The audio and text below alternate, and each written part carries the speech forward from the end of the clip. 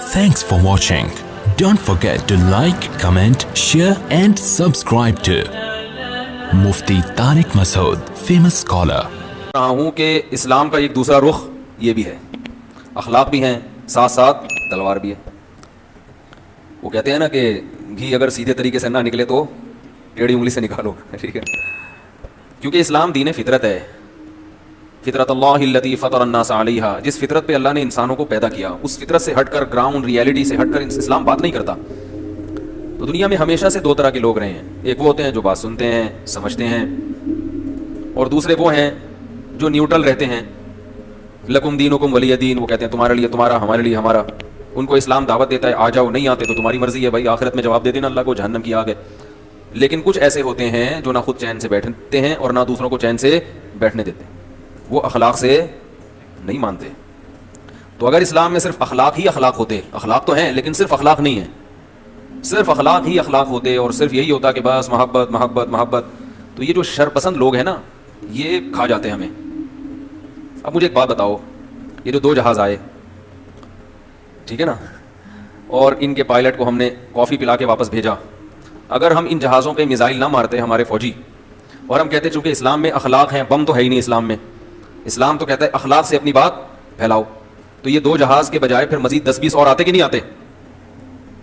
اور پھر ہر دوسرے تیسرے دن کوئی نہ کوئی بم ہم پہ، بولو نا بھائی، گر رہا ہوتا، کوئی بم برس رہا ہوتا. آپ خود ہی بول لیا کریں تاکہ مجھے یہ نہ بولنا پڑے کہ بولو نا بھائی. میں خود اس سے اب جان چھڑا رہا ہوں، یہ بہت زیادہ زبان پہ آ گیا، بولو نا بھائی، بولو نا بھائی. خود ہی بول لیا کریں. لوگ سمجھتے ہیں کہ پبلک سامنے بیٹھی بھی نہیں ہے، حالانکہ پبلک بیٹھی بھی ہے. ہم یہ کیمرہ گھمائیں گے تو دوبارہ 1 گھنٹہ لگے گا اس کو سیٹ کرنے میں. ہمارے پاس ایک ہی کیمرہ ہے، تو کوشش کریں گے دوسرا بھی لگا دیں تاکہ کبھی کبھی پبلک بھی دکھا دیا کریں. ہانگ کانگ میں میرا بیان تھا، لوگ بیٹھے ہوئے تھے، سوری ادھر تنزانیہ میں، کسی کے نیچے کمنٹ سے سامنے کوئی بھی بیٹھا ہوا نہیں ہے، اور کہتا ہے میں خود تنزانیہ میں رہتا ہوں، یہاں اردو اسپیکنگ اتنے ہیں ہی نہیں، 2-4 آدمی، حالانکہ وہ زیادہ لوگ، کافی لوگ بیٹھے ہوئے تھے. تو اس لیے مجھے خیال آیا کہ کبھی کبھار دکھا دینا چاہیے پبلک کو. تو یہ نوٹ کر لیں، نوٹ کر رہے ہیں وہ. تو لاتوں کے بھوت جو ہے وہ ہاتھوں سے نہیں مانتے. ہمارے نبی صلی اللہ علیہ وسلم نے مکہ مکرمہ میں 13 سال بہت محبت سے دعوت دی، کسی کو نہیں چھیڑا آپ نے، محبت سے. بھائی یہ بت ہیں ان کو چھوڑ دو، یہ بت پرستی سے توبہ کر لو، یہ تمہارا کچھ بھی نہیں بنا سکتے، میں اللہ کا پیغمبر ہوں، تو میں اللہ کے دین کی طرف دعوت دیتا ہوں. تو مشرکین یہ کرتے بھائی ٹھیک ہے، جو آپ کی دعوت، براڈ مائنڈڈ بنتے ہیں نا یہ لوگ بہت زیادہ آج کل دنیا دار، تو یہ ان کے جو براڈ مائنڈڈ ذہن ہے نا یہ صرف غیر مسلموں کے لیے ہے، اسلام کے لیے نہیں ہے. اس پر تو اشکال کیا جاتا ہے کہ اگر کوئی مسلمان کافر ہو جائے تو مسلمان اسے ہونے نہیں دیتے، تو جو غیر مسلم مسلمان ہوتا ہے اسے کون سا ہونے دیتے ہیں؟ ابھی کل ایک شخص آئے نا یہاں بیٹھے ہوئے ہیں، وہ بوہری سے مسلمان ہوئے، کہتے تھے آپ کا بیان سنتا تھا، اللہ نے توفیق دی، الحمدللہ مسلمان ہو گئے. تو کہہ رہے میں نے کافی عرصے سے اپنے اسلام کو گھر میں چھپایا ہوا ہے، کل آئے تھے، ملاقات کی تھی، لوگوں نے بھی دیکھا ہوگا. کہہ رہے میں چھپ کے روزے رکھ رہا ہوں، چھپ کے نمازیں پڑھتا ہوں، حالانکہ جوان آدمی. تو بھائی براڈ مائنڈڈ بنتے ہو تو جس نے کو اسلام سمجھ میں آ رہا ہے اس کو اسلام فالو کرنے دو. وہ کوئی آپ کو تھوڑی گن پوائنٹ پہ کہہ رہا ہے کہ آپ بھی مسلمان ہو جاؤ، وہ کہہ رہے ابا اماں سے، بہن بھائیوں سے، ٹھیک ہے تم نہیں مانتے تو نہ مانو، مجھے اس طریقے پہ چلنے دو، لیکن اس کو چلنے بولو بھائی نہیں دیں گے. ہندو اسلام قبول کرتا ہے، نہیں کرنے دیتے اس کو. تو خود تو اپنے غلط نظریات زبردستی تھوپے ہوئے ہیں، اور اسلام اگر حق کی بات کے دفاع کے لیے تلوار کی بات کرتا ہے، مجبوری میں ایک تلوار کی بات کرتا ہے، اسلام میں پہلے تو دعوت ہے، شرافت سے کرو بھائی، تو اس میں اگر تلوار کی بات کرتا ہے تو اس کو لوگ کیا کہتے ہیں کہ یہ مسلمان کس سے اسلام پھیلا رہے ہیں؟ تلوار سے. حالانکہ وہ آخری درجہ ہے. پہل کس نے کی تھی؟ انڈیا نے 2 جہاز بھیجے تھے نا. تو محبت ہم نے تو پھر بھی چائے پلا کے واپس کیا اس کو. تو ہمیشہ آپ دیکھ لو مسلمانوں کی تاریخ ہے کہ مسلمان اچھا سلوک کرتے ہیں، اگر کسی نے غلط کیا تو وہ اسلام کی وجہ سے نہیں کیا، پھر وہ اس کا اپنا ذاتی مسئلہ ہے. تو یہاں بھی یہی ہے کہ سورہ انفال اور سورہ براءہ میں اللہ نے بتایا کہ محمد صلی اللہ علیہ وسلم نے 13 سال مکہ میں برداشت. حضرت بلال حبشی ایمان لاتے ہیں، ان کو گرم ریت پہ لٹایا جا رہا ہے، سینے پہ پتھر رکھے جا رہے ہیں. ہمارے نبی صلی اللہ علیہ وسلم سجدے میں جاتے ہیں تو اوجڑی لا کے رکھ دی جاتی ہے. کتنا برداشت، اپنے ساتھیوں کی شہادتیں دیکھ رہے ہیں. خباب ابن ارت رضی اللہ تعالی عنہ نبی کے پاس آئے، عرض کیا یا رسول اللہ الا تستنصروا لنا، اللہ سے مدد کیوں طلب نہیں کرتے؟ نبی صلی اللہ علیہ وسلم بیت اللہ کے غلاف سے تکیہ لگا کے لیٹے ہوئے تھے بیت اللہ کی چھاؤں میں. خباب ابن ارت آئے، یا رسول اللہ آپ اللہ سے مدد کیوں نہیں طلب کرتے؟ تنگ آ گئے نا پریشانی سے. ان کا جو مالک تھا ان کو گرم کوئلوں پہ لٹاتا تھا، گرم کوئلوں پہ. تصور تو کرو کیسی آزمائش. اور آج ہم ذرا سی آزمائش برداشت نہیں کرتے دین کے لیے. ہم چاہتے ہیں دین پہ چلیں گے جب بیوی بھی خوش رہے، ابا بھی خوش رہے، اماں بھی خوش رہے، بچے بھی خوش رہے، اور تنخواہ بھی پوری ملتی رہے، اور محلے میں عزت بھی ہوتی رہے. پھر اگر تھوڑا بہت دین فالو کر سکتے ہیں تو ٹھیک ہے. جہاں تھوڑی سی آزمائش آئے تو دین گیا، بولو وہ خود ہی ختم ہو جاتا ہے سارا دن. تو خباب ابن ارت آئے, یا رسول اللہ کیا حال ہو گیا تھا کمر کا. حضرت عمر نے جب آپ کی کمر دیکھی نا اپنے دور خلافت میں, حضرت عمر بڑا خیال کرتے تھے کہ جن لوگوں نے اسلام کے شروع میں قربانیاں دی ہیں نا ان کو بہت عزت دیتے تھے حضرت عمر, اور ان کا وظیفہ بیت المال سے زیادہ باندھا تھا. فرق یہ کیا تھا جو پہلے ایمان لایا اس کا وظیفہ زیادہ, حالانکہ بعض عرب سردار تھے, بڑے بڑے لوگ تھے, نہیں کہا کہ تم بعد میں ایمان لائے ہو تو جو پہلے لائے ہیں ان کو زیادہ. اور اہل بیت کا حضرت عمر نے خصوصی خیال کیا کہ جس کی نبی سے رشتہ داری ہے اس کا خیال دوسروں سے زیادہ. تو آج اہل بیت کے عاشقین سب سے زیادہ برا کس کو کہتے ہیں؟ ابو بکر عمر کو. پتہ یہ چلا کہ یہ عشق کا دعویٰ سچا نہیں ہے. اگر آپ اہل بیت سے حقیقت میں محبت کرتے ہو تو آپ کو ابو بکر اور عمر سے محبت کرنی پڑے گی, کیونکہ جتنے بھی اہل بیت تھے سارے ابو بکر اور عمر سے محبت کرتے تھے. میرا اس پر ایک بیان ہے جو درسقرآن.com سے شائع ہوا, حضرت حسن اور حضرت حسین کی سیرت پر بیان ہوا تھا وہ. تو اس میں بتایا تھا کہ میں نے حضرت حسن اور حضرت حسین کی حضرت ابو بکر اور عمر سے کتنے اچھے تعلقات اور ان دونوں کے حضرت حسن اور حسین سے کتنے اچھے تعلقات تھے. تو یہ ایک ایسا بنا کے پیش کیا جیسے یہ دونوں الگ الگ ہیں. تو حضرت عمر اہل بیت کا خیال کرتے, اور خباب ابن ارت کی جب کمر دیکھی انہوں نے فرمایا اللہ کی قسم ایسی کمر میں نے کسی کے نہیں دیکھی. بعض صحابہ ایسے تھے جنہوں نے میدان جہاد میں اتنے زخم کھائے ہیں کہ ان کی کمر میں کھڈے پڑے ہوئے تھے. عروہ بن عبداللہ ابن زبیر, حضرت زبیر ابن عوام نبی کے پھوپھیزاد بھائی اور عشرہ مبشرہ میں سے جن کو جنت میں دنیا میں جنت کی بشارت تھی, یہ جو تھے اب ظاہر ہے جنگیں لڑی ہیں مسلمانوں نے, تو ان کی اتنی جنگیں لڑی ہیں, اتنے زخم لگے ان کے تلوار میں, ان کی کمر میں. عبداللہ ابن زبیر ابن عوام کے بیٹے, زبیر ابن عوام بھی شہید ہوئے تھے, وہ بھی بڑے مجاہد تھے, اور ان کے بیٹے تھے عبداللہ ابن زبیر. تو وہ بھی اتنی جنگیں لڑی ہیں کہ ان کے بیٹے عروہ کہتے ہیں کہ میں اپنے والد کی کمر میں کھڈے جو پڑے ہوئے تھے نا ان میں انگلیاں ڈال کے کھیلتا تھا میں, اتنے بڑے بڑے زخم تھے, کھڈے تھے. تو یہ جو اسلام کی بقا ہوئی ہے نا, یہ جلیبیاں کھا کے بولو بھائی نہیں ہوئی ہے, اس کے لیے اسلاف کی بڑی قربانیاں ہیں, بڑی قربانیاں. آج ایک نیوی کے بڑے آفیسر آئے, اس میں ایس کمانڈو ہوتے ہیں نا, وہ بتا رہے تھے کہ حضرت عمر رضی اللہ تعالی عنہ کا ایک پورا, میں نے بھی دیکھا ہے فوج میں, وہ ایک ان کا جو فوجیوں کے نام انہوں نے خط لکھا تھا نا, وہ آرمی میں بھی اور نیوی میں بھی وہ لکھا ہوا ہوتا ہے. اس میں کیا الفاظ ہیں کہ تم طاقت کی بنا پر دشمن سے نہیں لڑ سکتے, دشمن ہمیشہ تم سے تعداد میں اور اسلحے میں زیادہ, تو تم لڑو گے تقوی کی بنیاد پر, لہذا اللہ کی نافرمانی سے بچنا. تو مسلمان ہمیشہ کمزور رہے ہیں اور دشمن ہمیشہ طاقتور. آج بھی دیکھ لو نا, اکثر انڈیا پاکستان کی جنگ ہوتی ہے, طاقتور کون ہے؟ انڈیا. کیا خیال ہے؟ تو لیکن مسلمان پھر بھی الحمدللہ اپنا دفاع کمزور ہو کے کر رہے ہیں, اس لیے کہ جو جذبہ ہے, جو جذبہ ہمارے اندر ہے وہ جذبہ وہاں شارٹ, یہاں شہادت کا جذبہ ہے, وہاں شہادت کا صرف لفظ مسلمانوں سے ادھار لے لیا انہوں نے, شہادت کا مفہوم اور مطلب وہ جانتے ہی نہیں ہے. بتوں کے لیے لڑنے والا کیسے شہید ہوگا بھائی, ہے بھائی؟ وہ جو فوجی آئے تھے نا آج, ایس کمانڈو تھے, وہ کہنے لگے, میں نے کہا آپ جب آپریشن کے لیے جاتے ہو روزہ رکھتے ہو؟ انہوں نے کہا میں تو لازمی رکھتا ہوں, باقیوں کا پتہ نہیں. میں نے کہا کہہ رہے اگر شہید ہو گئے تو کم از کم روزے میں تو ہو. تو بعض فوجیوں کے ایسے اچھے جذبات نہیں ہیں, فوج میں سارے غلط نہیں ہیں. تو خیر, مکہ میں رسول اللہ صلی اللہ علیہ وسلم نے برداشت صبر, قرآن میں بھی آیتیں آئیں, وَإِن تَعْفُوا وَتَصْفَحُوا, درگزر سے کام لو, چشم پوشی سے کام لو, برداشت کرو, صبر کرو. اوجڑی لا کے رکھی جا رہی ہے کمر مبارک پر, اور حکم دیا صبر صبر صبر صبر. 13 سال ہو گئے, آپ صلی اللہ علیہ وسلم نے اپنے صحابی ساتھیوں کو صبر کے علاوہ کسی اور چیز کی تلقین نہیں کی. یہ میں پس منظر بتا رہا ہوں نا, پھر یہ سمجھ میں آئیں گی آیتیں. تو خباب ابن ارت آئے, یا رسول اللہ اللہ سے مدد طلب کریں, ہم پریشان ہو گئے ہیں, کوئلوں پہ لٹایا جا رہا ہے. آپ نے فرمایا کہ تم سے پہلی امتوں کو اس سے بھی زیادہ ستایا گیا ہے, اس سے بھی زیادہ ستایا گیا ہے, لیکن تم جلدی کر رہے ہو. اور فرمایا اللہ کی مدد ایسی آئے گی کہ صنعاء سے حضر موت تک کوئی عورت زیور سے آراستہ ہو کر چلے گی, کوئی اس کی طرف آنکھ اٹھا کر نہیں دیکھا گا. ایسا امن قائم ہونے والا ہے. وَالذِّئْبَ عَلَىٰ غَنَمِي, اور ایسا زمین پہ امن قائم ہوگا کہ چرواہے کو بھیڑیے کا خوف نہیں ہوگا کہ وہ اس کی بکریوں کو کھا جائے. جانوروں میں بھی اللہ ایسے رحم ڈال دیں گے. تو وہی ہوا پھر مکہ سے جب آپ نے ہجرت کی ہے, جب ہجرت کر کے مدینہ آئے تو معاشی لحاظ سے حالت خراب. تو پھر چونکہ مکہ والوں سے کوئی ایگریمنٹ تو تھا نہیں, یہ تھوڑی سی ہسٹری بتا رہا ہوں نا جہاد کی, اسلام میں جہاد کی ہسٹری کیا ہے. تو مکہ والوں سے کسی قسم کا کوئی ایگریمنٹ تھا نہیں, بلکہ مکہ والوں نے نبی کے قتل کا پروگرام بنا لیا تھا. آپ صلی اللہ علیہ وسلم نے اس وقت بھی تمام امانتیں سپرد کی حضرت علی کو. دیکھو کیسا امانت سکھائی ہے کہ آپ جس دشمن قوم سے جو آپ کے قتل کے در پہ ہے, اس قوم کی بھی امانت میں خیانت. بتاؤ آج مسلمان معاملات میں ایسے ہیں, آج تو کہتے ہیں یار یہ میرا لگتا کیا ہے, کھا جا, ادھر سے بھی کھا جا, ادھر سے بھی کھا جا, ادھر سے بھی کھا جا. یہ وہ چیز ہے جو آج بعض غیر مسلموں میں آپ کو ملتی ہے. تو مسلمان تو اس سے بھی زیادہ امانت میں ہوشیار ہونا چاہیے, اس میں خیانت نہیں کرنی ہے, چاہے دشمنی ہے جو بھی ہے, ایگریمنٹ ہے. تو آپ صلی اللہ علیہ وسلم نے حضرت علی کو لٹا دیا اپنے بستر پہ اور امانتیں دے دی اور خود تشریف لے گئے. اور وہ قتل کے در پہ تھے کہ بھائی روز روز کی چک چک سے بہتر ہے ایک دفعہ سارے قبائل مل کے قتل کر دو. سارے قبائل مل کے قتل کریں گے تو کیس کسی ایک قبیلے پہ نہیں بنے گا نا. بھائی عرب میں رشتہ داریاں بڑی مضبوط ہوتی تھیں, تو یہ قتل اس لیے نہیں کر پا رہے تھے اب تک کہ اگر محمد صلی اللہ علیہ وسلم کو قتل کر دیا تو آپ کا قبیلہ اگرچہ مشرک ہے مگر وہ اپنے خاندان کا قتل برداشت نہیں کرے گا, اٹھ کھڑا ہوگا. جن قوموں میں ایسی غیرت ہوتی ہے ان میں قتل و غارت کم. آج بھائی پٹتا ہے, دوسرا بھائی کہتا ہے چھوڑ تیرا مسئلہ ہے, میں نے کیا کرنا ہے, کچھ ہلتے ہی نہیں ہے یار. ایک بھائی پٹ رہا ہے, دوسرا کہہ رہا ہے چلو یار آئندہ ایسی حرکت نہیں کرنا, ہوئے میں نے تجھے کہا تھا نا پٹے گا, بس بھائی تمہارا بھائی ہے. پہلے زمانے میں بھائی کی کثرت جو ہے نا, خاندان میں مردوں کی کثرت, چچا زاد بھائی پھوپھی زاد بھائی, اس سے انسان مضبوط ہوتا تھا. آج مضبوط کیونکہ ساتھ ہی نہیں دیتے, ہر آدمی اپنے اخپل طریقے سے زندگی گزار رہا ہے. تو عرب ڈرتے تھے کہ بھائی ٹھیک ہے ان کے رشتہ دار ان پر ایمان تو نہیں لے کر آئے مگر قریشی ہیں, اپنے خاندان کے فرد کا قتل برداشت نہیں کریں گے تو قریشی ہمارے خلاف اٹھ کھڑے ہوں گے. تو صرف قوم اور یعنی قومیت کی بنیاد پہ بھی وہ ساتھ دیا کرتے تھے. تو اب سوچا انہوں نے کہ ساری قومیں, ہر قبیلہ مل کے جب قتل کرے گا تو کس کس سے لڑیں گے بھائی. تو سب نے مل کے معاہدہ کیا اور نبی صلی اللہ علیہ وسلم کے قتل کا پروگرام بنایا. اللہ تعالیٰ نے ان کی آنکھوں کو اندھا کیا, آپ صلی اللہ علیہ وسلم بچ نکلنے میں کامیاب ہوئے اور مدینہ کی طرف آپ صلی اللہ علیہ وسلم نے ہجرت کی. پھر وہ لمبا واقعہ ہے, مدینہ پہنچ کے آپ کا بڑا زبردست, کیونکہ وہاں سب لوگ ایمان لے آئے تھے, بڑا زبردست استقبال ہوا آپ صلی اللہ علیہ وسلم کا. پھر آپ نے پھر پہلی بڑی لڑائی ہوئی ہے اسلام میں, غزوہ بدر. اس سے پہلے کوئی لڑائی نہیں ہوئی.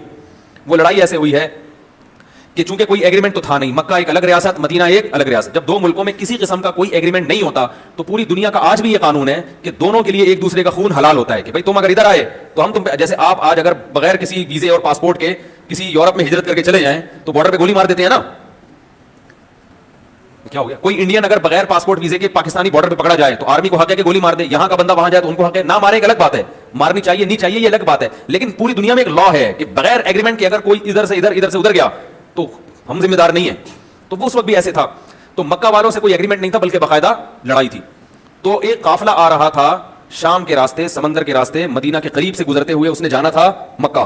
تو آپ صلی اللہ علیہ وسلم نے صحابہ کے ساتھ مل کے پروگرام بنایا کہ اس لشکر پہ شب خون مارتے ہیں اور یہاں سے جتنا بھی ان کا جو بھی تجارتی سامان ہے وہ ہم اپنے قبضے میں لے لیتے ہیں, کیونکہ ہماری جو معاشی بدحالی آئی ہے وہ کس کی وجہ سے آئی ہے, ان کی, اور ہمارا کوئی ایگریمنٹ بھی ان سے نہیں ہے. تو یہ بالکل پوری دنیا میں اجازت تھی اس کی, یہ کر سکتے ہیں.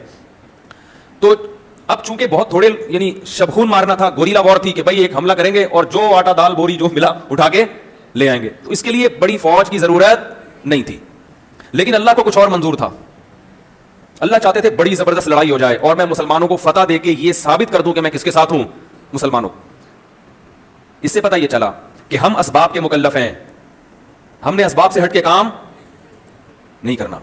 لیکن اللہ بعض دفعہ معجزے کے طور پر ایسا کرا دیتا ہے جس کی کوئی لاجک نہیں ہوتی. اب ہو کیا رہا ہے کہ ہم نبی کی زندگی میں جو معجزے وارد ہوئے ہیں نا, ان معجزوں کو دیکھ کر ہم یہ سمجھتے ہیں کہ ہمارے ساتھ بھی کیا ہوں گے, معجزے. لہذا ہم فیصلے کرتے ہیں گراؤنڈ ریئلٹی کو دیکھے بغیر, اور کہتے ہیں چونکہ نبی 313 تھے اور وہ 1000 تھے تو ان کی مدد ہو گئی تھی بغیر ساز و سامان کے, تو ہماری بھی. یہ بہت بڑی غلطی ہے جو مسلمانوں میں آئی ہے. نبی کے اپنے جتنے فیصلے ہیں وہ تمام فیصلے گراؤنڈ ریئلٹی کو دیکھ کر ہیں, اور اللہ کے فیصلے کبھی گراؤنڈ ریئلٹی کے مطابق ہوتے ہیں, کبھی کیا ہوتے ہیں ویسے ہی اللہ مدد کر دیتا ہے. تو جو اللہ کا کام ہے وہ اللہ پہ چھوڑ دیں, ہمارا جو کام ہے ہم اس کے ذمہ دار ہیں. یاری بات. اب دیکھو یہاں افراط و تفریط کیا ہوتا. نبی صلی اللہ علیہ وسلم اگر اس قافلے پہ حملہ نہ کرتے تو یہ بھی غلط تھا, کیونکہ صحابہ کے پاس کھانے کے لیے کچھ بھی نہیں. تو بھائی اللہ نے موقع دیا ہے, تمہارا دشمن ترنے والا بن کے یہاں سے جا رہا ہے تو حملہ کرو نا. اگر اس موقع پر اللہ پہ اعتماد کرتے, توکل کرتے کہ اللہ ہے کھلانے والا, اللہ ہے پلانے والا, ہم صرف اخلاق سے پیش آئیں گے ان دشمنوں کے ساتھ, تو یہ بھی اسباب سے ہٹ کر کام ہوتا کہ نہیں ہوتا. اتنے اہم مضمون آپ کے سامنے بیان کر رہا ہوں نا کہ اگر آپ کو ان مضامین کی قدر و قیمت سمجھ میں آ جائے تو آپ پیسے دے کے مجھ سے یہ بیان کروائیں گے, پیسے دے کے کروائیں گے. اتنی اہم باتیں کر رہا ہوں, مجھے ان کی اہمیت کا اندازہ ہے, لیکن آپ کو اندازہ, آپ کے چہروں سے لگ رہا ہے کہ آپ کو اندازہ نہیں. اگر نبی صلی اللہ علیہ وسلم اس لشکر پہ حملہ نہ کرتے اور کہتے ہم نے اللہ کے لیے ہجرت کی ہے, کھلانے والا کون ہے اللہ, پلانے والا کون ہے اللہ, تو بھائی اللہ کہتا ہے جو تمہارے بس میں ہے وہ تو کرو. تمہارے بس میں فی الحال یہ ہے کہ تمہارے دشمن کا قافلہ جا رہا ہے جس سے تمہارا کوئی ایگریمنٹ نہیں ہے, تم لے لو اس سے بھائی, کیا خیال ہے, جنگ کرو اور وہ سامان اس سے چھین لو. کیونکہ 313 میں اس کی طاقت تو ہے کہ حملہ کر کے شب خون مار کے کچھ چیزیں اٹھا کے لے آئیں, لیکن اس کی طاقت نہیں ہے کہ 1000 کے لشکر سے لڑیں بغیر سازو سامان کے. لہذا اس کا نبی نے ارادہ نہیں کیا کہ خود ہم مکہ والوں پہ چڑھائی کریں. بھائی جس ملک سے کمزور ہونے کی وجہ سے اپنی جان بچا کر نکلے ہیں اس ملک پہ لشکر لے کے چڑھائی کر دیں, یہ عقل میں آنے والی بات ہے. یہ میں اس لیے کہہ رہا ہوں کہ آج لوگ کہتے ہیں پاکستان امریکہ پہ حملہ کیوں نہیں کر دیتا, پاکستان بھارت میں گھس کیوں نہیں آتا, ٹھیک ہے نا, یہ کیسے بزدل لوگ ہیں, یہ ادھر اسرائیل پہ ڈرام سے حملہ کیوں نہیں کر دیتے. او بھائی پہلے یہ دیکھو کہ تمہارے پاس ہے کیا, کتنی افرادی قوت ہے, تم حملہ کرنے کے بعد وہ بسوں کے پیچھے لکھا ہوتا ہے تپڑ ہے تو پاس کر ورنہ برداشت کر. تو باتیں کرنا آسان ہوتا ہے, ہر چیز گراؤنڈ ریئلٹی کو سامنے رکھ کر فیصلہ کیا جاتا ہے, اس کے بعد ہوگا کیا. تو جذباتی لوگ, اور کچھ ایسے ہیں جو بالکل جن کی فائر پن نکلی ہوئی ہے, وہ کہتے ہیں لڑو ہی نہیں, وہ کہتے ہیں یہ بم بھی کیوں بنایا ہے, یہ تو توبہ چیچی ایٹم بم, اس سے تو بڑا نقصان ہوتا ہے, اور وہ جہاد کو سرے سے مانتے ہی نہیں ہے. تو یہ دونوں فریق کیا ہے, غلط ہے. جب کلاشن کوف کی فائر پن نکل جاتی ہے نا, پھر اس میں اور پانی کی گن میں کوئی فرق نہیں رہتا. تو بعض لوگوں کی فائر پن نکل جاتی ہے, وہ کہتے ہیں اسلام میں جہاد نہیں, بس اخلاق, میٹھا پن, جو آئے مکہ مارے تم بھی ایک کھا لو دوسرا بھی آگے کر دو, اس طرح کے ان کا دماغ بنا ہوا ہے. وہ کہتے ہیں یہ کیا ٹریننگ, یہ کیا جہاز وہاز کلا بازیاں, یہ کیا بم بم گوری, یہ کیا ہوتا ہے یار, یہ کیا ہے دعا. ایسے لوگ ہمیں ملتے ہیں, کہہ رہے ہیں اصل تو مدد آتی ہے اللہ کی طرف سے, آسمان سے آتی ہے اور اعمال پہ آتی ہے, بس تہجد پڑھو, اللہ سے دعائیں مانگو, ڈیفینس آسمان سے اترے گی تمہاری, اور اللہ تمہاری خود بخود مدد کرے گا. بس سب کچھ دعاؤں میں رکھا ہے اللہ نے دعاؤں میں رکھا ہے سب کچھ. لیکن جب آپ اپنی ذمہ داری پوری کریں, آپ کو سمرینیں بنانی پڑیں گی, دشمن کے مقابلے میں سب کچھ تیار رکھنا پڑے گا. آج ہم تو ساری آیتیں یہی پڑھی ہیں, اعدوا لهم ما استطعتم من قوة. اللہ فرماتے ہیں جتنی قوت تیار کر سکتے ہو کرو, ومن رباط الخیل, گھوڑے بھی باندھو. کیوں, ترہبون به عدو اللہ وعدوکم, فرمایا جنگ نہ بھی ہو تو یہ کام تیار کر کے رکھو تاکہ اپنے اور اللہ کے دشمنوں کو ڈرانے کا کام تو کرتے رہو کم از کم. تبلیغی جماعتیں بھی جائیں, محبت سے پاؤں دبائیں اور میٹھی میٹھی باتیں کریں اور سب سمجھائیں, دیکھو بھائی دین ہمارے اندر آ جائے, پوری دنیا کے اندر آ جائے. اور بھائی تم کہاں سے آئے ہو, جی پاکستان سے آئے ہیں. اچھا پاکستانی اتنے میٹھے ہوتے ہیں, ہاں بہت میٹھے ہوتے ہیں, اچھا ذرا بم مار کے دیکھتے ہیں. بھائی ہمارے کان, ان کے کان میں کہہ دو ہمارے پاس ایٹم بم بھی ہے. ٹھیک ہے نا, ہمارے پاس ایٹم بم بھی ہے, ہم صرف شب برات کے پٹاخے نہیں پھوڑتے ہیں, ہمارے پاس SSG کمانڈوز بھی ہیں, ہمارے پاس لڑنے والے جوان بھی ہیں. باقی دین کی بات ہے, آپ اگر آ جائیں تو اچھی بات ہوگی, تمیز سے ہی چلنے تو اچھا ہے. کیا خیال, زیادہ دھمکی والی باتیں کرنے کی کوشش. تو اللہ نے فرمایا ترہبون بہ, کیسی پیاری آیت ہے, ایسا مزہ آتا ہے یہ پڑھنے میں. ترہبون بہ, اس کے ذریعے تم ڈراؤ گے, حملہ نہ بھی کرو تو ڈرانے کا کام تو کرو نا. عدو اللہ وعدوکم, اللہ کے دشمنوں کو بھی ڈراؤ گے اور اپنے دشمنوں کو بھی ڈراؤ گے. تو یہ بھی اسلام کا ایک رخ ہے. ولا يحسبن الذين كفروا سبقوا انهم لا يعجزون واعدوا لهم ما استطعتم من قوه. تو میں یہ عرض کر رہا تھا, رسول اللہ صلی اللہ علیہ وسلم نے نہ تو یہ کیا کہ مکہ پہ جا کے چڑھائی کر دی, کیونکہ بھائی افرادی قوت نہیں ہے, اور نہ یہ کہ ہاتھ پہ ہاتھ رکھ کے بیٹھے رہے, بھائی جو موقع مل رہا ہے وہ کام تو کریں. تو صحابہ کو حکم دیا, کیا کریں گے بھائی, شب خون ماریں گے, ایک حملہ کریں گے اور وہ لے کے نکل لیں گے. لیکن اللہ کا کرنا ایسا ہوا, جب بدر کے مقام پہ پہنچے ہیں تو وہاں پہنچنے سے پہلے یہ جو ابو جہل اور ابو لہب وغیرہ تھے, مخبری ہو گئی کہ مسلمان 313 کا لشکر لے کے آ رہے ہیں. اب جب مخبری ہوئی ہے تو وہاں سے وہ 1000 کا لشکر لے کر آ گئے, جس کی مسلمانوں کو توقع نہیں تھی, اور وہ پورے ساز و سامان کے ساتھ آئے. تبھی اس جنگ میں بہت سے صحابہ شریک نہیں ہوئے, کیونکہ ان کا خیال تھا کہ یہ کوئی جنگ تو ہو نہیں ہے, تو چھوٹی سی کاروائی ہو رہی ہے. لیکن 313 جب آئے تو 313 کو اللہ نے لڑوا دیا, کس سے, 1000 لوگوں سے. 313 کے پاس تو کچھ تھا ہی نہیں, 2-4 گھوڑے, چھوٹا سا اسلحہ, اور ادھر 1000 کا لشکر. اب مسلمانوں کے پاس لڑائی کے علاوہ کوئی آپشن تھا ہی نہیں, کیونکہ وہ تو آ گئے تھے نا, وہ تو سر پہ پہنچ چکے تھے. اب مسلمان پریشان. پھر اس موقع پر نبی صلی اللہ علیہ وسلم نے مصلی بچھایا میدان جنگ میں, اور سجدے میں جا کے آپ نے بڑی لمبی دعا مانگی اور اللہ سے کہا کہ اے اللہ یہ تھوڑے سے لوگ ہیں, اسباب کی دنیا میں تو شکستی ہے, لیکن اگر یہ شہید ہو گئے, لن تعبد, اے اللہ پھر قیامت تک زمین پر تیری عبادت نہیں ہوگی. یہ بھی آپ کے آخری نبی ہونے کی دلیل ہے. وہ جرمنی والے قادیانی کا پھر فون آیا تھا, وہ بتاؤں گا میں آخر میں, یاد دلانا. وہ کہہ رہا ہے یار آپ نے تو پورا بیان کر دیا میرے اوپر. پھر ایک اور سوال کیا اس نے, وہ آج میں کروں گا انشاءاللہ. سنتا ہوتا لگتا ہے بیان, اللہ ایمان کی توفیق دے. تو کیا کہہ رہا تھا یار میں, کہاں سے کہا, اے اللہ قیامت تک تیری عبادت نہیں, کیونکہ نبی کو پتا تھا میں آخری نبی ہوں اور یہ آخری صحابہ ہیں, اس کے بعد نہ کوئی صحابی بنے گا اور نہ کوئی پیغمبر. اگر یہی میدان جنگ میں شہید ہو گئے تو اللہ میری تو 13-14 سال کی کمائی ہے, یہ 15 سال کی, یہ اگر قتل ہو گئے تو پھر تو قیامت تک تیری عبادت نہیں ہوگی. تو اللہ کو ان چیزوں کا واسطہ دے کے اللہ سے دعا مانگ رہے ہیں, اور بالآخر اللہ نے آسمان سے فرشتے نازل کیے, قرآن میں آتا ہے, اور لڑائی ہوئی ہے, اور اللہ نے ان 313 کو 1000 پر غلبہ. بڑے بڑے افراد ان کے مارے گئے, کچھ قید ہو گئے, اور بڑے بڑے سردار قید ہو گئے. تو ان میں آپ صلی اللہ علیہ وسلم کے رشتہ دار, آپ کے چچا زاد, بڑے بڑے عرب. زیادہ ڈیٹیل میں جاؤں گا تو پھر بات لمبی ہو جائے گی, اس صورت کا خلاصہ رہ جائے گا. پہلی جنگ ہوئی ہے اسلام میں, اس میں پہل کس نے کی, مشرکین مکہ نے, باقاعدہ جنگ بنا دیا اس کو. جب فتح ہوئی ہے تو بہت سے صحابہ جو اس جنگ میں, کیونکہ ان کے لوگوں کی اللہ نے بڑی فضیلت بیان کی قرآن میں, اور آپ صلی اللہ علیہ وسلم نے ارشاد فرمایا کہ جو بدر میں لوگ تھے ان کے اللہ نے اگلے پچھلے سب گناہوں کو معاف کر دیا, لیکن پھر بھی وہ گناہوں سے بچتے تھے. تو اس کے بعد پھر غزوہ احد, پھر کچھ دن بیٹھے ہیں تو ادھر سے پھر کیا شروع, وہ تو مشرکین مکہ گئے, انہوں نے بولا یہ تو بھائی ہمارا بڑا نقصان ہو گیا, یہ کمزور ہو کے ہم پر غالب آ گئے, تو اس کا ہم بدلہ لیں گے. تو خالد ابن ولید جو اس وقت غیر مسلم تھے, اور ابو سفیان وہ بھی غیر مسلم تھے, یہ ان دونوں کی قیادت میں لشکر چلا ہے, اور بہت بڑی تعداد لے کے انہوں نے مدینہ پر حملہ کرنے کا پروگرام بنایا. یہ حملے میں بھی پہل کس نے کی ہے, نبی نے پہل کیوں نہیں کی؟ اسباب کی دنیا میں لڑنے کی طاقت نہیں تھی. آپ نے فوکس کس کو کیا؟ دعوت دعوت دعوت. یہاں تک کہ جو قریب میں یہودی قبائل تھے جن سے خطرہ تھا, ان سے بھی آپ نے کیا کیا؟ سلو کی کہ نہ ہم تمہیں کچھ کہیں گے اور نہ تم ہمارے خلاف دشمن کا ساتھ دو گے, تاکہ امن ہو. اسلام میں لڑائی کی تمنا نہیں ہے. نبی نے فرمایا لا تتمنوا لقاء العدو, دشمن سے ملاقات کی تمنا مت کرو. فاذا لقيتم, لیکن اگر ملاقات ہو جائے, فاصبروا, تو صبر سے کام لو. واعلموا ان الجنت تحت ظلال السيوف, اس لیے کہ جنت اللہ نے تلواروں کے سائے میں رکھی ہے. تو پھر کیا ہوا؟ پھر غزوہ احد ہوئی.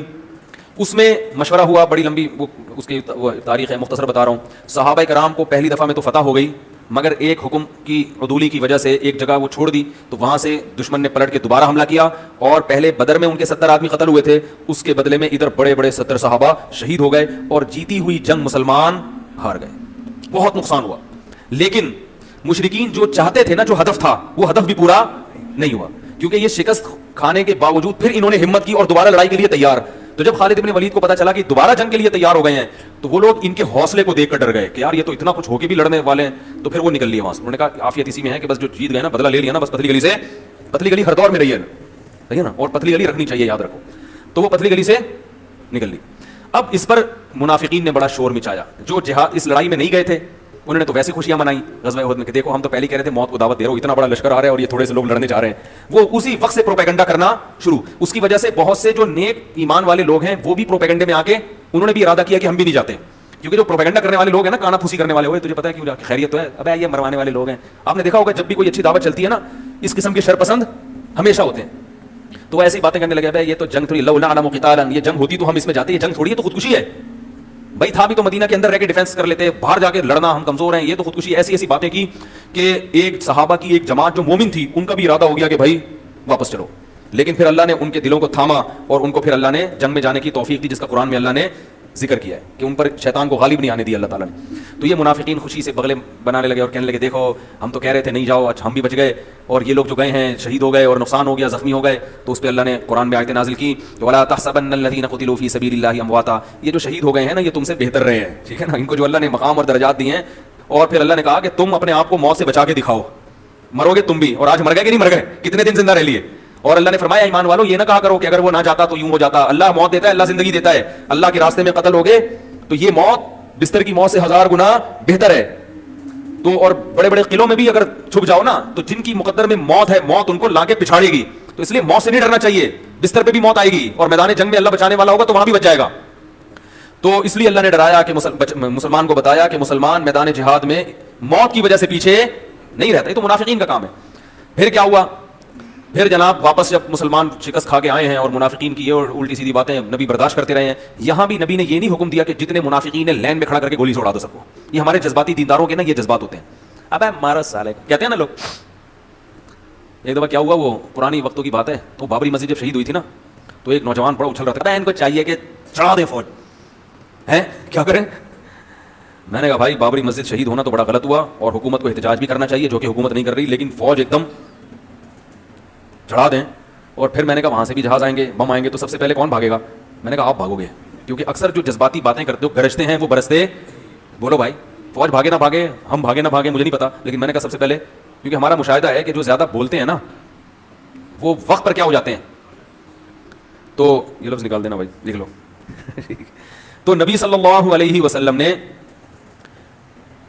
دوسری جو لڑائی ہوئی نا احد, اس میں بھی پہل کس نے کی؟ مشرکین نے کی. پھر غزوہ احزاب. غزوہ احزاب میں کیا ہوا کہ مشرکین نے کہا کہ چاروں طرف سے قبائل مل کے مدینہ پہ حملہ کریں. بہت ہو گیا مذاق بھائی, بدر میں اتنے مر گئے, ہم نے جا کے کیا, تو اب تو یہ بادشاہوں کو خطوط لکھ رہے ہیں. ادھر نبی صلی اللہ علیہ وسلم کیا کر رہے تھے؟ بادشاہوں کے نام خطوط. یہ تو بادشاہوں کو خطوط لکھنا شروع کر دیا انہوں نے. تو اب تو بس ایسا کام ہو جائے کہ آر یا پار. تو احزاب, جس کا غزوہ احزاب میں تذکرہ ہے, بہت سارے لشکر, بہت سارے قبیلوں نے ارادہ کیا چاروں طرف سے مدینہ پہ ٹوٹ پڑیں گے. یہاں بھی نبی نے یہ نہیں کہا کہ کوئی بات نہیں, گھس جائیں گے ہم لوگ بھی, مدد کہاں سے آئے گی؟ آسمان سے. صحابہ کو کوئی لکھا لاؤ, بس مشورہ کیا. استخارہ بھی نہیں نکالا کہ بھائی استخارہ نکالتے ہیں جو آئے گا وہ, نہ بھائی گراؤنڈ ریئلٹی کو دیکھ کر کیا کرو. استخارے میں کوئی اللہ کی طرف سے مشورہ نہیں آتا. اللہ اگر خود مشورہ دیتا تو پھر ہمیں یہ نہ کہتا کہ آپس کے کام مشورے سے کیا کرو. استخارے کا مطلب مشورہ ہے ہی نہیں, وہ دعا ہے, اللہ جو بہتر ہے مقدر کر دے. کرنا وہی ہے جو اپنی کھوپڑی میں آ رہا ہے, اور کھوپڑی میں لانے کے لیے مشورہ لینا ضرور. مشورے کے بغیر اگر کھوپڑی میں کچھ آ رہا ہے تو غلط ہے, کیونکہ آپ نے اس کے ماہرین سے مشورہ لیا ہی نہیں تو آپ درست فیصلے تک کیسے پہنچو گے بھائی؟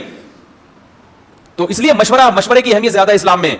تو نبی نے مشورہ لیا کہ اتنے سارے لوگ حملہ کر رہے ہیں, کیا کریں بھائی, ایسی جنگ تو ہم نے پہلے زندگی میں کبھی دیکھی ہے ہی نہیں. اور مشورہ کس سے لیا جاتا ہے؟ جو اس فیلڈ کا ماہر. تو آپ نے کہا بھائی کوئی ہے سلمان فارسی, جو پرشین تھے, فارسی بان تھے, انہوں نے کہا یا رسول اللہ ہم لوگ ان جنگوں کے عادی ہیں, ہمارے ہاں ایسا ہوتا رہا ایران میں مل کے قبائل حملہ کرتے تھے. تو آپ نے فرمایا کیا کرتے ہو تم لوگ؟ فرمایا یا رسول اللہ ہم شہر کے چاروں طرف خندقیں کھودتے ہیں تاکہ وہ اس خندق کو پار کر کے نہ آ سکے. اب بڑا مشکل کام بھائی, مدینہ کے چاروں طرف خندق کھودنا, اور اتنی بڑی بڑی خندقیں کہ دشمن کے گھوڑے ان کو پار نہ کر سکے. لیکن اس کے علاوہ کوئی آپشن مسلمانوں کے پاس نہیں تھا. میں پھر بولوں گا نا, بولو نا بھائی, پھر بولو گے کیا تو خود ہی بول لو, جملہ مکمل کر لو. اس کے علاوہ کوئی آپشن نہیں تھا. ہم ہوتے تو کیا کرتے بھائی, اتنی محنت والا کام ہے تو اب سب مل کے وظیفے میں لگ جاؤ, کیونکہ یہ تو پاسبل ہی نہیں ہے خندقیں کھودو یار, یہ کوئی مذاق ہے؟ یا پھر ایسے ہی نکل لو, دیکھیں گے اللہ مدد کرے گا اور جو ہے وہ بس آؤ میدان میں آ جاؤ. جہاد کام ہے میچور لوگوں کا, سنجیدہ لوگوں کا, جذباتی لوگوں کا کام جہاد نہیں ہے. ہاں بزدل نہ ہو, بعض بزدل ہونے کی وجہ سے ایسی مصلحت پسندی کا شکار ہو جاتے ہیں کہ بزدلی پہ اتر آتے ہیں. بزدلی الگ چیز ہے, حکمت عملی الگ چیز ہے. سمجھ رہے ہو؟ جو ہمارے ہاں حکمت عملی سے چلتا ہے اس کو لوگ بزدل سمجھتے ہیں, حالانکہ وہ بزدلی نہیں ہے. اگر حکمت عملی بزدلی ہوتی تو صلح حدیبیہ میں معاذ اللہ, پھر تو صحابہ معاذ اللہ سارے بزدل ہو گئے. صلح حدیبیہ میں تو ساری شرطیں کس کی مانی ہیں؟ مشرکین کی مانی ہیں کہ بھائی کوئی بات نہیں, وہ طاقتور ہیں ہم کمزور ہیں. اور یہ 1400 صحابہ نے موت پر بیعت بھی لے لی ہے, لیکن اگر یہ 1400 شہید ہی ہو گئے تو بچے گا کیا ہمارے پاس؟ وہ بھائی ابھی آ رہا ہوں میں صلح حدیبیہ پہ, پہلے یہ مکمل کر لوں. تو غزوہ احزاب ہوئی, چاروں طرف سے لشکر, اور نبی نے خندقیں کھود کھود کے اتنے صحابہ بھوک سے نڈال. ایک تو مدینہ ویسے ہی معاشی لحاظ سے انتہائی قسم پرسی کی حالت میں, اوپر سے جب سارے کمانے والے خندقیں کھودنے میں لگ جائیں گے تو روٹی اور بھوک کا مسئلہ کھڑا ہوگا. لیکن آپشن نہیں تھا اس کے علاوہ. گراؤنڈ ریئلٹی کہہ رہی تھی کہ بھائی یہی کرو گے ورنہ اس سے بھی جاؤ گے. کوئی بات نہیں یہ کریں گے. کیسی محنت کی, کیسی محنت کی. چربی, پرانی چربیوں کبھی ملتی تھی اس سے کھایا کرتے تھے. خوراک ختم ہو گئی, صحابہ بھوک سے بے ہوش ہونے لگے, نڈھال ہو گئے. پیٹ کو جو ہے نا کمر سے لگانے کے لیے پتہ, جب پیٹ خالی ہوتا ہے نا تو اس میں وہ خالی پن کا احساس زیادہ ہوتا ہے, جب اس کو اندر کی طرف دبائیں تو وہ خالی پن کا احساس ذرا کم ہو جاتا ہے. بھوک سے نڈھال صحابہ نبی کے پاس آئے, یا رسول اللہ حالت ایسی ہو گئی ہے, کمر پہ پتھر, ہم نے پیٹ پہ پتھر باندھے میں. آپ نے اپنے جو ہے نا وہ کپڑے کو ہٹایا, کرتے کو ہٹایا, فرمایا اور دکھایا کہ میری کمر, میرے پیٹ پہ کتنے ہیں, 2 پتھر بندھے میں. لیکن کوئی آپشن نہیں تھا. اور اس موقع پر کھدائی کے دوران پتھر پہ آپ کا کدال لگا اور آپ نے فرمایا میں روم اور فارس کے کنگن دیکھ رہا ہوں. یعنی اللہ کی طرف سے ایسی مدد ہونے والی ہے کہ ابھی تو ہماری حالت یہ ہے, ان قریب روم اور فارس کی جو سلطنتیں تھیں اس وقت ایسی جیسے رشیا اور امریکہ, اس سے بھی طاقتور اس زمانے کے لحاظ سے.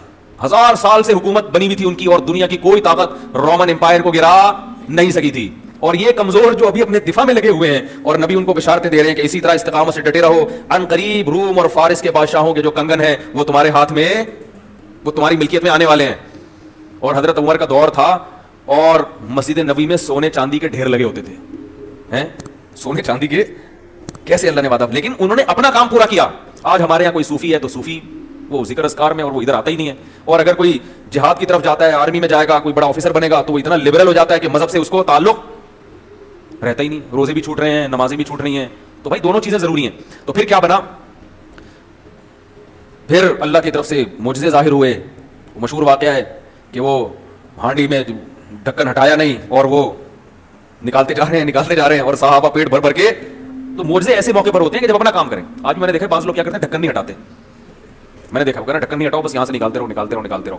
تو بھائی وہ پہلے یہ کام کرو, پھر جا کے معجزے اور کرامتیں ظاہر ہوتی ہیں. خام خا کے ڈھکن سے ڈھکن ہٹا لیا کرو, کچھ نہیں ہوتا. تو وہ کہتے ہیں ڈھکن نہیں ہٹانا, نکالتے رہو. اس سے اندازہ ہی نہیں ہوتا کس کو کتنی بوٹیاں, باقی پیچھے کتنی بوٹیاں رہ گئی ہیں. ایک پلیٹ میں سارا آ گیا, پیچھے کچھ بچا, وہ کہتے ہیں دیکھنا نہیں ہے. تو خیر ہو سکتا ہے اس کی کوئی لاجک کو ہماری سمجھ میں نہ آتی ہو. تو پھر اللہ تعالیٰ نے ایسا طوفان بھیجا کہ ان کے خیمے اکھڑنا شروع کی. بہت وقت ہو گیا تھا نا, وہ بھی تو ایک حد تک گھیراؤ کر کے بیٹھ سکتے ہیں, بیٹھے انہوں نے کہا یار نہ وہاں جا سکتے ہیں نہ وہ یہاں سکتے ہیں. اور پھر وہ طوفان آیا, وہ ایسی جگہ پر تھے کہ ان کے خیمے اکھڑنے لگے. بالآخر وہ پریشان ہو کر انہوں نے ارادہ کیا بھائی واپس پتلی گلی سے نکلو. اس جنگ کے بعد نبی نے اعلان کیا کہ اب وہ کبھی پہل کرنے کے قابل نہیں ہوں گے. اب اگر پہل کرے گا تو کون کریں گے, ہم کریں گے. اب ان میں اتنا دم نہیں ہے, سمجھ رہے. تو صلح حدیبیہ بھی ہوئی اس دوران. پھر اس میں بھی آپ صلی اللہ علیہ وسلم نے جنگ کو ٹالا. حالانکہ 1400 صحابہ موت پر بیعت کر چکے تھے, لیکن آپ نے اس لیے کہ بھئی یہ موت پر بیعت کر تو لیے, لیکن دشمن طاقتور, اگر یہ شہید ہو گئے تو میرا تو سارا سرمایہ ختم ہو جائے گا. پھر آپ صلی اللہ علیہ وسلم کے پاس جب دعوت بہت پھیل چکی, بہت لوگ مسلمان ہو گئے, پھر آپ صلی اللہ علیہ وسلم نے ارادہ کیا اب ہم مکہ پہ کیا کریں گے؟ چڑھائی. کوئی ایگریمنٹ تو تھا نہیں. تو پھر آپ صلی اللہ علیہ وسلم رمضان میں 10,000 کا لشکر لے کے چلے ہیں مکہ پہ چڑھائی کرنے کے, اور بڑی شان سے. اور آپ صلی اللہ علیہ وسلم نے خود لوہے کی ٹوپی پہنی ہوئی تھی. آج اگر کوئی باڈی گارڈ رکھ لے تو لوگ اس کو کیا کہتے ہیں؟ اس کا اللہ پہ توکل, بولو نا, نہیں, یہ تو موت سے ڈرتا ہے. تو نبی کو کیا ضرورت تھی جنگی ٹوپی پہننے کی؟ ارے اسی لیے پہنی تھی نا کہ تاکہ کوئی لڑائی ہو تو تلوار اثر نہ کرے, حفاظت کے لیے پہنی تھی نا. تو پتہ یہ چلا کہ حفاظتی تدبیر اختیار کرنا توکل کے خلاف نہیں ہے. گارڈ بھی علماء کے پاس, یا کوئی بھی آدمی ایسا ہے جس کی جان کو خطرہ ہے, اس کے پاس گارڈ بھی ہونے چاہیے اور سیکیورٹی کا پورا انتظام بھی ہونا چاہیے. تو ہمارے نبی نے لوہے کی ٹوپی پہن, کیا خوبصورت منظر ہوگا کہ وہ جنگی ٹوپی پہن کر آپ صلی اللہ علیہ وسلم جو رحمت للعالمین ہیں, اور گھوڑے کی پشت پہ سوار ہو کر اور تلوار اور تیر اور زرہ ہاتھ میں لے کر اپنی فوج کی کمانڈ کرتے ہوئے, سرور دو عالم سید الانبیاء کمانڈ کرتے ہوئے کہاں جا رہے ہیں؟ مکہ میں جنگ کرنے کے لیے. چونکہ مسافر تھے, بہت سے صحابہ نے روزہ رکھ لیا, اور روزہ رکھ کے حالت یہ ہو گئی کہ بے ہوشی کی کیفیت ہونے لگی. عصر کا وقت جب تھا نا, تو آپ نے صحابہ کو حکم دیا کہ روزہ توڑ دو. یہ بھی کیا اسباب اختیار کیے جا رہے ہیں نا. حالانکہ خود آپ نے فرمایا جہاد میں ایک دن کا روزہ 1 سال کے روزے کے برابر ہے. ہمارے فوجیوں کو چاہیے کہ میدان جہاد میں جب بارڈر پہ ہوتے ہیں روزہ رکھا کریں, 1 دن کا روزہ 1 سال. لیکن اگر اس روزے کی وجہ سے یہ ڈر ہے کہ شکست ہو جائے گی, پھر روزہ رکھنا افضل نہیں ہے. تبھی نبی نے صحابہ کو, کیوں مسافر بھی تھے, مسافر کو تو ویسے ہی چھوٹ ہے, تو آپ صلی اللہ علیہ وسلم نے صحابہ کو حکم دیا روزہ توڑ دو. کیونکہ یہ کنڈیشن اگر ہے, اگر ہم دفاع کیسے کریں گے بھائی؟ ابے کیا ہو گیا؟ دیکھو آپ یہ بھی تو سوچ سکتے تھے کہ کوئی بات نہیں, میں تو پیغمبر اور تم صحابہ, میں تو سرور کائنات ہوں, میری بھی اللہ مدد نہیں کرے گا تو کس کی مدد کرے گا؟ لہذا روزہ رکھیں گے, تقوی کی بیس پہ لڑائی ہوگی. بھائی گراؤنڈ ریئلٹی کو دیکھنا ہے. اللہ نے ایک سفر میں اجازت دی ہے روزہ چھوڑنے کی, تو آج ہم اس اجازت سے فائدہ اٹھائیں گے, کیونکہ اگر کمزور رہ گئے تو دشمن ہمیں کھا جائے گا, کھا سکتا ہے. تو اس لیے آپ نے صحابہ کو حکم دیا روزہ توڑ دو. خود بھی آپ نے پانی پیا. بہت سے صحابہ نے روزہ نہیں توڑا کہ بھئی یہ تو نبی ہمیں ہماری صحت کا خیال رکھ کے اور محبت میں ایسا کر رہے ہیں, نبی بار بار حکم دے رہے توڑ دو. بعض نے پھر بھی نہیں توڑا اور وقت پر افطار کیا. تو آپ نے فرمایا آج روزہ توڑنے والے روزہ رکھنے والوں سے زیادہ اجر پا گئے ہیں. آج جنہوں نے روزہ توڑا ان کو اجر زیادہ ملا, جنہوں نے رکھا ان کو اجر کم. کیوں؟ جنہوں نے توڑا انہوں نے نبی کی اطاعت. اس سے ایک اور مسئلہ پتہ چلا کہ ہمیں شریعت کو فالو کرنا ہے, چاہے اس میں ہماری آسانی ہو یا ہماری مشکل. بعض شریعت میں ایسے کام ہیں کہ وہ ہیں بھی مزیدار اور شریعت میں ان کی ترغیب بھی ہے. تو بعض لوگ کہتے ہیں یہ تو چونکہ عیاشی ہے, تو اب دیکھو افطار میں جلدی کا حکم ہے نا, حالانکہ مجاہدہ کس میں کہ دیر سے افطار کریں. اب آپ جو صبر کر کے دیر سے افطار کریں اور جو کہے نہیں میں تو ابھی فوراً افطار کروں گا, تو ثواب کس کو ملے گا؟ ہے بھائی فوراً افطار کرنے والے. بغیر سحری کے روزہ رکھنا زیادہ مشکل ہے نا, اور سحری کے ساتھ آسان ہے, لیکن ثواب زیادہ کس میں ہے؟ سحری میں. سحری کے ساتھ روزہ رکھو. تو اپنے آپ کو ایسی مشکلات میں ڈالنا جس کا شریعت نے حکم نہیں دیا ہے, اس سے کوئی ثواب نہیں ملتا. اسی میں